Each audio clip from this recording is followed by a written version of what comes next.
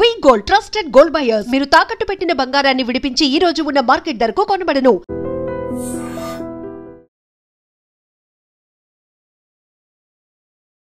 అందరికీ నమస్తే, welcome to I dream. నేను మీ చాణక్య. మనము ఇన్వెస్ట్మెంట్ చేసుకుంటూ వెళ్తుంటాం. కాకపోతే మంత్లీ ఒక 25,000 రావాలి అని అంటే మనం ఎంత ఇన్వెస్ట్మెంట్ చేసుకుంటూ వెళ్ళాలి, అది కూడా ఏ ప్లాన్ చేస్తే బాగుంటుంది అనే దాని గురించి కూడా మనకు వివరించడానికి మన పర్సనల్ ఫైనాన్షియల్ అడ్వైజర్ అయిన విజయ్ కర్ణం గారు ఉన్నారు. ఆయనతో మాట్లాడదాం. హాయ్ విజయ్ గారు. హలో అండి. 25,000 నాకు కావాలి ఎవ్రీ మంత్, మరి ఏం చేయాలి? షూర్ అండి. డెఫినెట్గా 25,000 కాదు, 26,000 వచ్చేదే చెప్తాను. మేము 26,000 ఎవ్రీ మంత్ వచ్చేటట్టు చెప్తాను.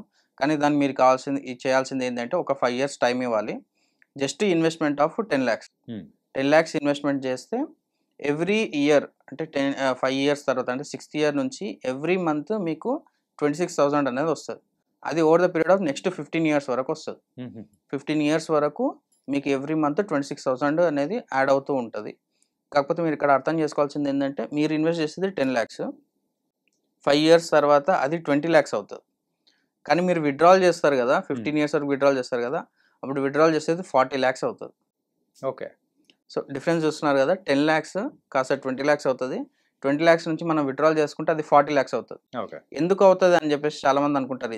అంటే ఇది నమ్మేటట్లుగా అనుకోరు చాలామంది. ఎందుకంటే మనము 20 lakhs నుంచి 20 lakhs ఒకటేసారి విత్డ్రాల్ చేయట్లేదు.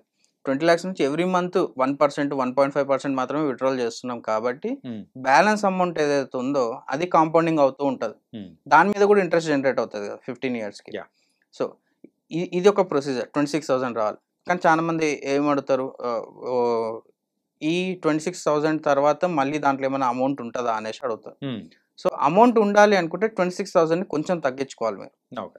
సో దాన్ని మీరు 20,000, 15,000 చేసుకున్నారనుకోండి, డెఫినెట్గా మళ్ళీ మీకు ఆ 20,000 అట్లే మిగిలే ఛాన్సెస్ అయితే ఉంటాయి. ఓకే. లేదు మాకు నెక్స్ట్ 15 years ఖచ్చితంగా 25,000, 26,000, 25,000 రావాలి అనుకుంటే, బ్యాలెన్స్ అమౌంట్ లేకపోయినా సరే అనుకుంటే ముందే ఎక్కువ తీసుకోవాలి. ఓకే. ఇంకొకటి, ఈ ప్రాసెస్లో మీరు ఎప్పుడైనా సరే అడిషనల్ ఇన్వెస్ట్మెంట్స్ కూడా చేసుకోవచ్చు. అంటే మీరు స్టార్ట్ చేసింది 10 lakhs స్టార్ట్ చేశారు, 5 years వెయిట్ చేస్తారు. 5 years తర్వాత 6th year నుంచి మీకు 26,000 వస్తుంది. నేను నెక్స్ట్ 5 years తర్వాత ఈ 26 కాస్త 50,000 చేయాలి అనుకున్నారు అనుకోండి ఎవరైనా. 5 years తర్వాత మళ్ళీ ఇంకో 10 lakhs ఇన్వెస్ట్ చేసినా సరే నెక్స్ట్ 5 years తర్వాత ఆ 26,000 కాస్త 50,000 అయిపోతుంది. ఓకే. సో అంటే 10 lakhs for the period of 5 years అనేది చాలా పెద్ద విషయం అయితే ఏం కాదు. Every one can afford it. మీరు స్ప్లిట్ చేసుకొని చూసుకుంటే కూడా చాలా చిన్న అమౌంట్ ఎవ్రీ మంత్ చూసుకుంటే కూడా. కానీ దీని నుంచి మనకు వచ్చే అవుట్పుట్ మన శాలరీని రిప్లేస్ చేస్తుంది. ఓకే. ఈరోజు మన శాలరీ ఒక 1 lakh, 1.25 lakhs అనుకుందాము.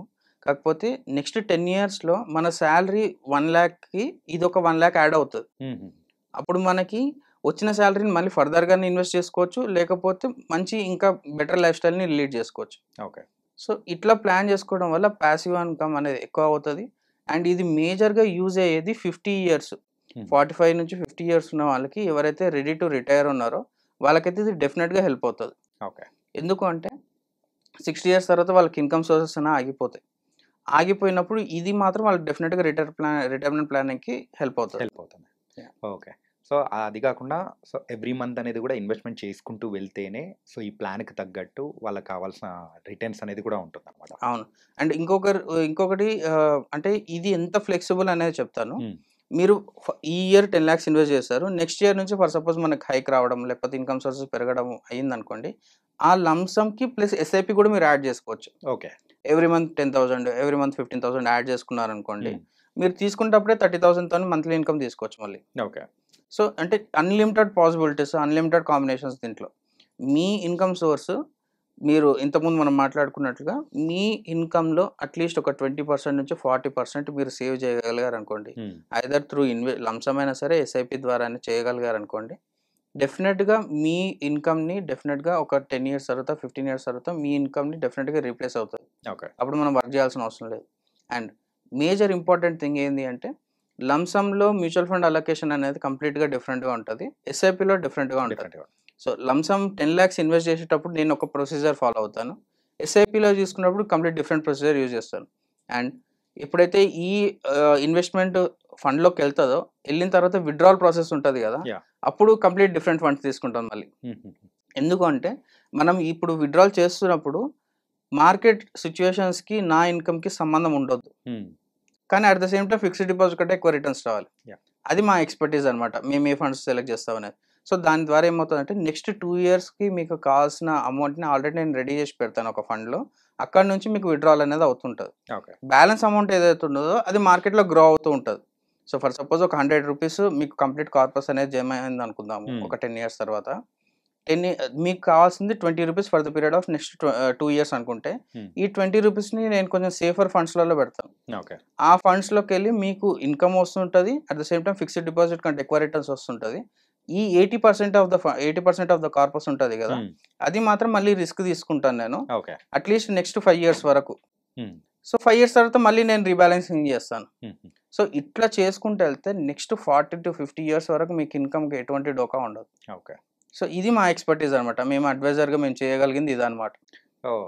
అంటే దీన్ని రిస్క్ తీసుకోవాలి, ఎలా రిస్క్ తీసుకుంటే బెటర్, అది కూడా సేఫర్ వేలో అనేది కూడా. So as a personal financial అడ్వైజర్గా మీలాంటి సలహాలు అనేది కూడా వెరీ ఇంపార్టెంట్. అండ్ చాలా మంది కమెంట్ సెక్షన్లో కానీ ఫోన్ కాల్స్లో కానీ సార్ ఏదైనా ఒక ఫండ్ చెప్పండి సార్ మేము ఇది చేసుకుంటాం అనేసి అంటారు. ఇది ఒక ఫండ్తో అయిపోయేది కాదండి. నేను చాలా మందికి చెప్పాను కూడా, ఇది చాలా కమెంట్స్లో కూడా చెప్పాను, ఒక ఫండ్తో ఇది అయిపోయేది కాదు.